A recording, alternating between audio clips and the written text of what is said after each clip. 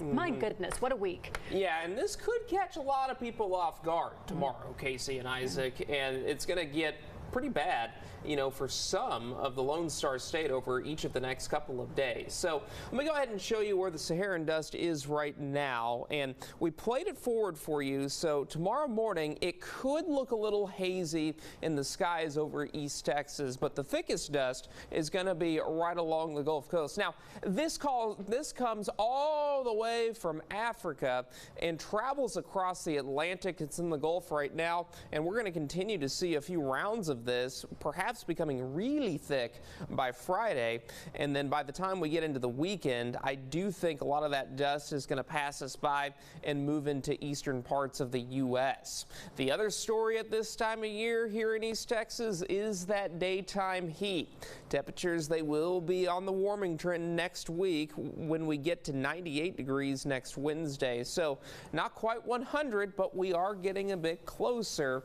And again, folks, we're only through the early part of July. We still have the rest of July and all of August for it to get hot in East Texas. So just be patient if you really want to see that heat. I don't, but maybe you do.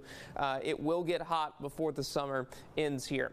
As we look at the rainfall totals over the past 48 hours, a lot of the area has seen some pretty good rain. I want to point your attention towards northwestern Anderson County near the Trinity River. The radar indicated report there is 5.1 inches. Now again, that's over the past 48 hours, and I also had a report from a weather watcher in Natchez of 3.17 inches in that region. So definitely quite a bit of rain. We're not really seeing that right now because the land sea breeze, it's kind of turned off for the night. We're no longer seeing the showers and thunderstorms with that onshore flow with these very weak southerly winds. And in the upper levels of the atmosphere, we still have this ridge of high pressure over the southwestern United States. So anytime we see a weak storm system, we'll end up seeing it ride this ridge into East Texas, but we did not see that today. However, rain chances, we still have a slight chance of rain tomorrow, maybe an isolated shower or two in deep East Texas, but rain chances overall